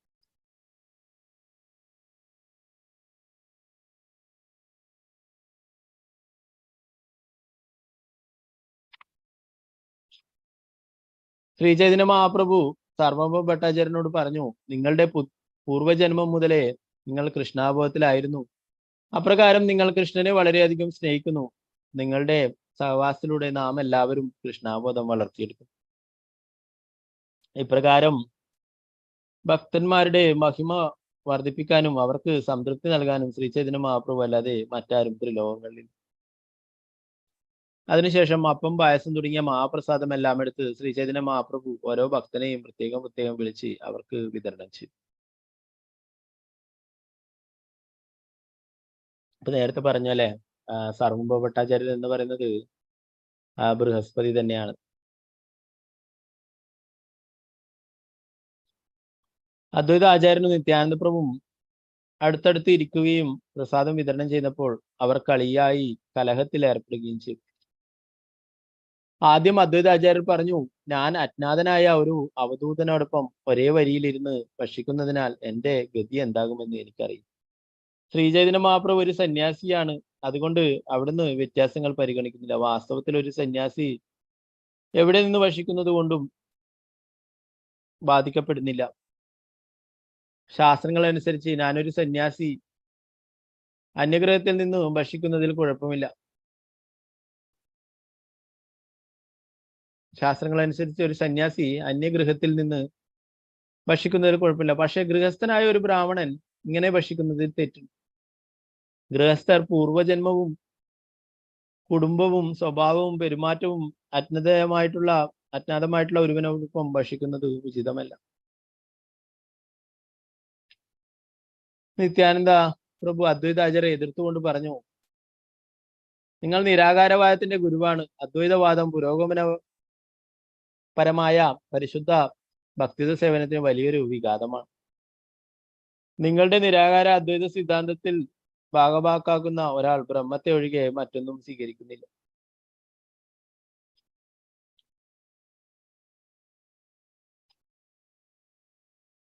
നിത്യാനന്ദ പ്രഭു തുടർന്നു, അങ്ങ് ഇത്തരത്തിലുള്ള ഒരു അദ്വൈതവാദിയാണ്.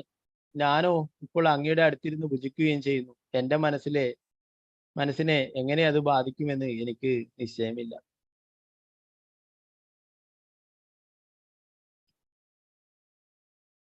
അത്തരത്തിൽ അവർ രണ്ടുപേരും പരസ്പരം സംസാരിക്കുകയും അന്യോന്യം പുകഴ്ത്തുകയും ചെയ്തുകൊണ്ടേയിരുന്നു. അവരുടെ പുകഴ്ത്തൽ വിപരീതമായി അനുഭവപ്പെട്ടു. എന്തെന്നാൽ അവർ രണ്ടുപേരും പരസ്പരം ദുഷ്പേരുകൾ വിളിക്കുന്നത് പോലെ തോന്നി. അപ്രകാരം അവർ പരസ്പരം വ്യാജമായ കുറ്റപ്പെടുത്തലിലൂടെ സ്തുതിച്ചു. അനന്തരം ശ്രീ ചൈതന്യ മഹാപ്രഭു എല്ലാ വൈഷ്ണവരെയും വിളിച്ച് അമൃത് കിനിയുന്നത് പോലെ മഹാപ്രസാദം വിതരണം ചെയ്തു. ആ സമയത്ത് അദ്വൈതാചാര്യനും നിത്യാനന്ദ പ്രഭുവും തമ്മിൽ നടന്നുകൊണ്ടിരുന്ന കളി മട്ടിലുള്ള കലഹം കൂടുതൽ ആസ്വാദകരമായിരുന്നു. അപ്പോ വെറുതെ പറയുന്നതാണല്ലേ. അദ്വൈത ആചാര്യർ, നമ്മൾ നേരത്തെ പറഞ്ഞു, അദ്വൈത ആചാര്യർ എന്ന പേരിന്റെ നാമം തന്നെ അദ്വൈത ഭഗവാനിൽ നിന്നും വ്യത്യസ്തമല്ല, ഭഗവാൻ തന്നെയാണ് എന്നുള്ളതാണ് അല്ലെ. എന്നാൽ ഇവിടെ നിത്യാനന്ദ പ്രഭു കളിയായിട്ട് ഇങ്ങനെയൊക്കെ പറയുകയുണ്ടായി, അദ്വൈത സിദ്ധാന്തം പ്രചരിപ്പിക്കുന്നതാണ് എന്നൊക്കെ പറഞ്ഞിട്ട്.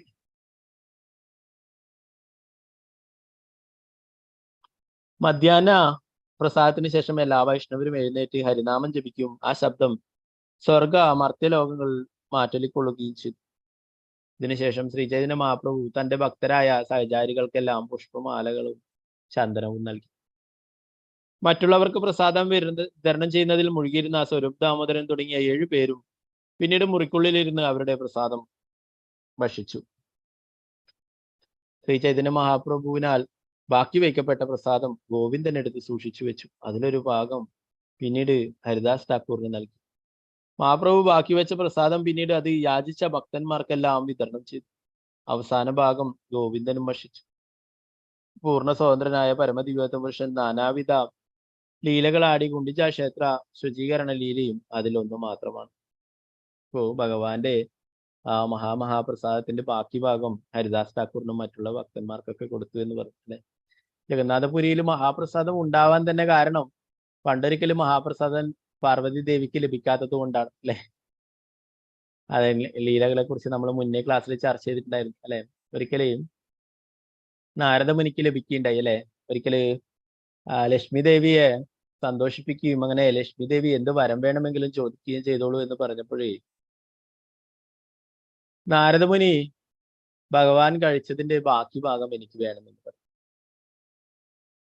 ഭഗവാൻ അതിന്റെ മുന്നേ തന്നെ താക്കീത് ചെയ്തിട്ടുണ്ടാവും ലക്ഷ്മി ദേവിയുടെ അടുത്ത്, എന്റെ കഴിച്ചതിന്റെ ബാക്കി ഭാഗം നീ അല്ലാതെ വേറെ ആരും കഴിക്കരുത്, വേറെ ആർക്കും നൽകരുത് എന്ന് പറയും.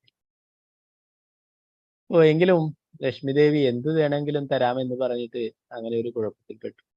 അവസാനം വിഷമിച്ചിരുന്നിട്ട് ഭഗവാന്റെ അടുത്ത് തന്നെ പോയി പറഞ്ഞപ്പോൾ നാരായണൻ പറഞ്ഞു, അങ്ങനെയാണെങ്കിൽ ഞാൻ പ്രസാദം കഴിച്ചുകൊണ്ടേ ഇരിക്കുന്ന ഇടയ്ക്കിൽ നിനക്ക് എന്നിൽ നിന്നും അത് തട്ടിപ്പറിക്കാം, തട്ടിയെടുക്കാം, എന്നിട്ട് നീ കൊടുത്തോളൂ വേണ്ടിക്ക് എന്ന് പറഞ്ഞു. ഞാനായിട്ട് തരില്ല എന്ന്.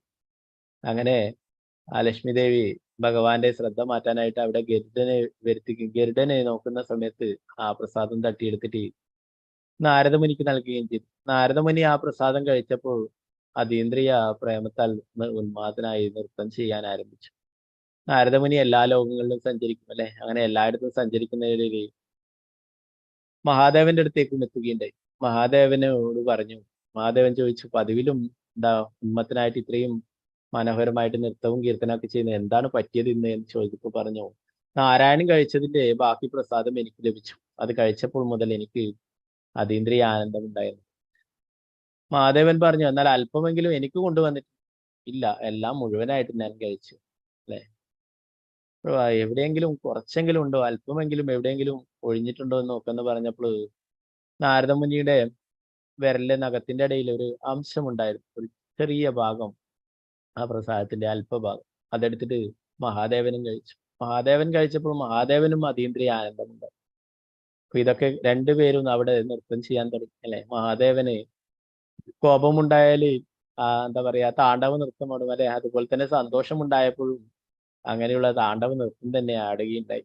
അപ്പോ പാർവതി ഇതൊക്കെ കണ്ടു വന്നിട്ട് പാർവതി ചോദിച്ചു, എന്താണ് രണ്ടുപേരും ഇങ്ങനെ നൃത്തം ചെയ്യുന്നത്, എന്താണ് സംഭവിച്ചത്, എന്താണ് ഇതിന് മാത്രം ഉണ്ടായത് എന്നൊക്കെ ചോദിച്ചപ്പോൾ ശിവൻ പറഞ്ഞു, ഭഗവാന്റെ മഹാപ്രസാദം കഴിച്ചത് കൊണ്ടാണ് നമ്മളിങ്ങനെ നൃത്തം ചെയ്യുന്നതെന്ന്. പാർവതി ദേവി പറഞ്ഞു, കൊണ്ടാ, എന്റെ പങ്ക് എവിടെ, എന്റെ ഷെയറും കൂടി കൊണ്ടാന്ന്. അപ്പൊ ശിവൻ പറഞ്ഞു, മഹാദേവൻ പറഞ്ഞു, എനിക്ക് പോലും ലഭിച്ചില്ല, എനിക്ക് അല്പം നാരദമുനിയുടെ ആ നഖത്തിനിടയിലുള്ള ഒരു അല്പഭാഗം മാത്രമേ ലഭിച്ചുള്ളൂ, അത് ഞാൻ കഴിച്ചു. അല്ലെ. പാർവതി ദേവിക്ക് കോപിക്കുകയും പാർവതി ദേവി ഭഗവാനോട് തന്നെ പരാതി പറയുകയും ചെയ്തു. ഭഗവാനോട് പറഞ്ഞു, എന്റെ മക്കൾക്ക് എല്ലാവർക്കും പ്രസാദം ലഭിക്കണമെന്ന്. ഭഗവാൻ പറഞ്ഞു, അങ്ങനെ ആവട്ടെ അല്ലെ. ആരൊക്കെയാണ്? ഗണേശനും സുബ്രഹ്മണ്യനും, അവർക്കല്ലേ വേണ്ടു. 2 പ്ലേറ്റ്, 1 പ്ലേറ്റ് പാർവതി ദേവി, 3 പാത്രങ്ങൾ. അങ്ങനെ ആവട്ടെ. അപ്പോഴാണ് പാർവതി ദേവി പറഞ്ഞത്, ഈ ജഗത്തിലുള്ള എല്ലാവരും എന്റെ മക്കളാണ്, എല്ലാവർക്കും മഹാപ്രസാദം ലഭിക്കും. അപ്പോഴും ഭഗവാൻ പറഞ്ഞു, ഞാൻ ജഗന്നാഥപുരിയിൽ ജഗന്നാഥ ഭഗവാനായിട്ട് അവതരിക്കും, അപ്പോഴ് എല്ലാവർക്കും, ലോകത്തിലുള്ള എല്ലാവർക്കും മഹാപ്രസാദം ലഭിക്കുന്നു. ആദ്യം എനിക്ക് തന്നതിന് ശേഷം ആദ്യം നിനക്കാണ് തരിക, ശിവന് കൊടുക്കില്ല എന്ന്. ശിവൻ എന്താണ് പാർവതിക്ക് കൊടുക്കാത്തത് കൊണ്ട് ശിവൻ അതിനടുത്ത് തന്നെ സ്ഥാനം നൽകില്ല. അതുകൊണ്ട് നിനക്ക് അവിടെ സ്ഥാനം തരും, എന്റെ അടുത്ത് തന്നെ. എനിക്ക് നിവേദിച്ചതിന് ശേഷം നിനക്ക് ആ പ്രസാദം നീ കഴിച്ചതിന് ശേഷം മഹാപ്രസാദമായിട്ട് നിന്റെ മക്കൾക്കെല്ലാം കൊടുത്തുള്ളൂ. നമുക്കിപ്പോഴും ജഗന്നാഥപുരിയിൽ പോയാൽ കാണാൻ സാധിക്കും. ജഗന്നാഥ ഭഗവാന്റെ അടുത്ത് തന്നെ ആയിട്ട് വേറൊരു ശ്രീകോവിലിനുള്ളിൽ ബിംലാദേവിയായിട്ട് ശ്രീ പാർവതി ദേവി അവിടെ. ആ പാർവതി ദേവി എന്താ പറയാ, എല്ലാവർക്കും പ്രസാദം വിതരണം ചെയ്യുന്ന പാർവതി ദേവിയാണെന്ന് പറഞ്ഞു. ജഗന്നാഥ് ഭഗവാന്റെ ആ പ്രസാദം പാർവതി ദേവി സ്വീകരിക്കും. പിന്നീട് മക്കൾക്ക് എല്ലാവർക്കും അല്ലെ, ഒരു അമ്മ മക്കൾക്കൊക്കെ നൽകുന്നത് പോലെ പാർവതി ദേവി എല്ലാ മക്കൾക്കും ഭഗവത് പ്രസാദം നൽകുകയും ചെയ്യും.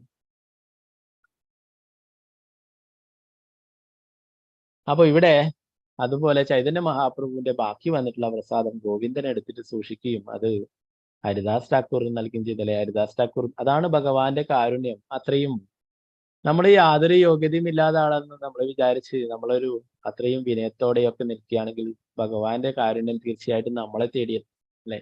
നേരത്തെ ഭഗവാന്റെ കൂടെ കൂട്ടത്തിലിരുന്നിട്ട് കഴിക്കാനായിട്ട് വിളിച്ചപ്പോൾ പോയില്ല അല്ലെ, ഞാൻ നീചകുലത്തിലുള്ളതാണ് അതുകൊണ്ട് വരുന്നില്ല എന്ന് ഹരിദാസ് ഠാക്കൂർ. എന്നാൽ ഇപ്പൊ എന്താ ലഭിച്ചത്? ഭഗവാൻ കഴിച്ചതിന്റെ ബാക്കി ഭാഗം ഹരിദാസ് ഠാക്കൂറിന് ലഭിക്കുകയുണ്ട്. മഹാപ്രഭു ബാക്കി വെച്ച ചൈതന്യ മഹാപ്രഭുവിനാൽ ബാക്കി വെക്കപ്പെട്ട പ്രസാദം ഗോവിന്ദൻ എടുത്ത് സൂക്ഷിച്ചു വെച്ചു. അതിലൊരു ഭാഗം പിന്നീട് ഹരിദാസ് ഠാക്കൂറിന് നൽകി. മഹാപ്രഭു ബാക്കി വെച്ച പ്രസാദാനം പിന്നീട് അത് യാചിച്ച ഭക്തന്മാർക്കെല്ലാം വിതരണം ചെയ്തു. അവസാന ഭാഗം ഗോവിന്ദനും ഭക്ഷിച്ചു. പൂർണ്ണ സ്വതന്ത്രരായ പരമദിവ്യത്വ പുരുഷൻ നാനാവിധ ലീലകളാടി ഗുണ്ടിജാക്ഷേത്ര ശുചീകരണ ലീലയും അതിലൊന്ന് മാത്രമാണ്. അടുത്ത ദിവസം നേത്രോത്സവം ആഘോഷിച്ചു. ഈ മഹോത്സവം ഭക്തന്മാർക്ക് പ്രാണസമാനമായിരുന്നു.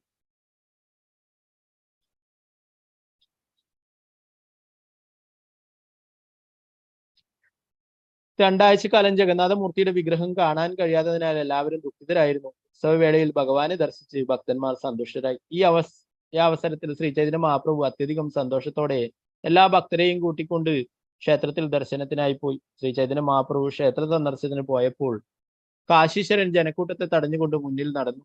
ഗോവിന്ദൻ സന്യാസിയുടെ ജലകുംഭം വഹിച്ചുകൊണ്ട് പിന്നിലും. ശ്രീ ചൈതന്യ മഹാപ്രഭു ക്ഷേത്രത്തിലേക്ക് പോയപ്പോൾ പരമാനന്ദപുരിയും ബ്രഹ്മാനന്ദപുരിയും മഹാപ്രഭുവിന്റെ മുന്നിലും സ്വരൂപ് ദാമോദരനും അദ്വൈതാചാര്യരും ഇരു പാർശ്വങ്ങളിലും നടന്നു.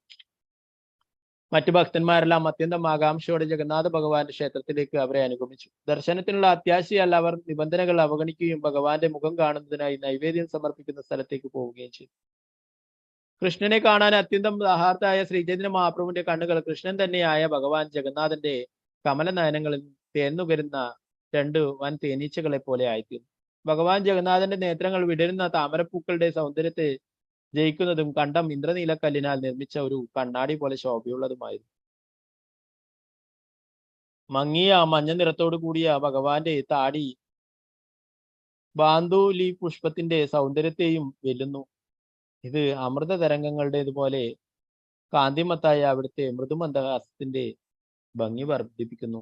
ജഗന്നാഥന്റെ മനോഹരമായ മുഖശോഭ അനുനിമിഷം വർദ്ധിക്കുകയും കോടിക്കണക്കിന് ഭക്തന്മാരുടെ കണ്ണുകൾ വണ്ടുകൾ എന്ന പോലെ അവയുടെ മധു നുകരുകയും ചെയ്തു. അവിടുത്തെ മുഖാംബുജത്തിന്റെ മധു നുകരും തോറും അവരുടെ ദാഹം വർദ്ധിച്ചു. ആ വിധത്തിൽ അവരുടെ കണ്ണുകൾ ഭഗവാനെ വിട്ടുപോയില്ല. അപ്രകാരം മഹാപ്രഭുവും അവിടുത്തെ ഭക്തന്മാരും ജഗന്നാഥ ഭഗവാന്റെ തിരുമുഖ ദർശനം ചെയ്ത് അതീന്ദ്രിയ നിർവൃതി ആസ്വദിച്ചു. ഇത് മധ്യാഹ്നം വരെ തുടർന്നു. പതിവ് പോലെ ശ്രീ ചൈതന്യ മഹാപ്രഭുവിന്റെ മേനിയിൽ പരമാനന്ദത്തിന്റെ അതീന്ദ്രിയ ലക്ഷണങ്ങൾ പ്രകടമായി. വിയർക്കുകയും വിറയ്ക്കുകയും ചെയ്ത മഹാപ്രഭുവിന്റെ നേത്രങ്ങളിൽ നിന്നും അശ്രുപ്രവാഹമുണ്ടായി. പക്ഷേ ഭഗവാൻ ജഗന്നാഥന്റെ തിരുമുഖം കാണുന്നതിന് വിഘാതം ഉണ്ടാകാതിരിക്കാൻ മഹാപ്രഭു ഈ അശ്രുപ്രവാഹത്തെ നിയന്ത്രിച്ചു. ജഗന്നാഥ ഭഗവാനെ ഭോഗം സമർപ്പിച്ച വേളയിൽ മാത്രമേ തിരുമുഖ ദർശനത്തിന് തടസ്സം നേരിട്ടുള്ളൂ. നട തുറന്നാൽ വീണ്ടും തിരുമുഖം ദർശനം ലഭിക്കുമായിരുന്നു. ഭോഗസമർപ്പണ സമയത്ത് ശ്രീ ചൈതന്യ മഹാപ്രഭു നാമസങ്കീർത്തനം ചെയ്തു. ജഗന്നാഥ ദർശനത്തിന്റെ ആനന്ദ അനുഭവങ്ങളാൽ ശ്രീ ചൈതന്യ മഹാപ്രഭു മറ്റെല്ലാം വിസ്മരിച്ചു. എന്നാൽ മധ്യാഹ്ന സമയത്ത് ഭക്തന്മാർ മഹാപ്രഭുവിനെ ഭോജനത്തിനായി കൂട്ടിക്കൊണ്ടു. രഥയാത്രോത്സവം പ്രഭാതത്തിൽ ആരംഭിക്കുമെന്നറിഞ്ഞ ജഗന്നാഥ ഭൃത്യന്മാർ ഭോഗസമർപ്പണം ഇരട്ടിയാക്കി വർദ്ധിപ്പിച്ചു. ഗുണ്ടിജ മാർജന ലീല സംക്ഷേപേ കഹീല യാഹ ദേക്കി ശൂനി പാബീര കൃഷ്ണ ഭക്തി ഹൈല. ഗുണ്ടിജ മാർജന ലീല സംക്ഷേപ കഹീല യാഹ ദേക്കി ശൂനി പാബീര കൃഷ്ണ ഭക്തി ഹൈല. ഭഗവാൻ ഗുണ്ടിജ ക്ഷേത്രം കഴുകുകയും ശുചിയാകുകയും ചെയ്ത ലീല ഞാൻ സംക്ഷേപമായി വിവരിച്ചു. ഈ ലീലകൾ കാണുകയോ കേൾക്കുകയോ ചെയ്തതിലൂടെ പാപികളായ മനുഷ്യർക്ക് പോലും കൃഷ്ണഭക്തി ഉണർത്താൻ കഴിയും. കൃഷ്ണദാസ് കവിരാജ് ഗോസ്വാമി പറയുകയാണ്, ഞാനിപ്പോൾ വിവരിച്ചിട്ടുള്ള ഈ ഭഗവാന്റെ ഗുണ്ടിജ ക്ഷേത്രം വൃത്തിയാക്കുന്ന ലീല കാണുകയോ കേൾക്കുകയോ ചെയ്യുന്നതിലൂടെ പാപിയായ എല്ലാ മനുഷ്യർക്കും കൃഷ്ണഭക്തി ലഭിക്കുമെന്നുള്ള കാര്യം.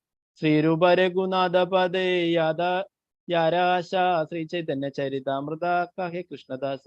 ശ്രീരൂപ രഘുനാഥ പദേ യാരാശ ചൈതന്യ ചരിതാമൃത കഹേ കൃഷ്ണദാസ. ശ്രീ രൂപ രഘുനാഥ ഗോസ്വാമിമാരുടെ പദാരബിന്ദങ്ങളിൽ പ്രാർത്ഥിച്ചുകൊണ്ടും അവരുടെ കാരുണ്യം സദാ അഭിലഷിച്ചുകൊണ്ടും കൃഷ്ണദാസൻ എന്ന ഞാൻ അവരുടെ തൃച്ചേവടികൾ പിന്തുടർന്നുകൊണ്ട് ശ്രീ ചൈതന്യ ചരിതാമൃതം വർണ്ണിക്കുന്നു. ശ്രീ ചൈതന്യ ചരിതാമൃതം മധ്യലീലയിലെ ഗുണ്ടിജ ക്ഷേത്രത്തിന്റെ ശുചീകരണം വർണ്ണിക്കുന്ന 12-ാം അധ്യായത്തിന്റെ ഭക്തി വേദാന്ത ഭാഷ്യം ഇപ്രകാരം സമ്പൂർണ്ണമാണ്.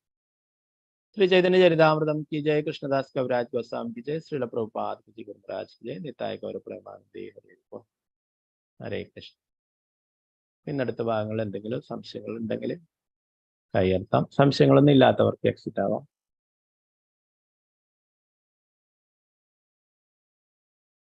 വാഞ്ചകൽപതരൂപശ്ച കൃപാസിന്ധുഭ്യശ്ച പതിതാനാം പാവനേഭ്യോ വൈഷ്ണവേഭ്യോ നമോ നമഃ. അനന്തഗുരു വൈഷ്ണവ ജയ. ശ്രീല പ്രഭുപാദ് കി ജയ. ഗുരുരാജ് കി ജയ. നിതായ ഗൗര പ്രേമാനന്ദേ ഹരേ കൃഷ്ണ.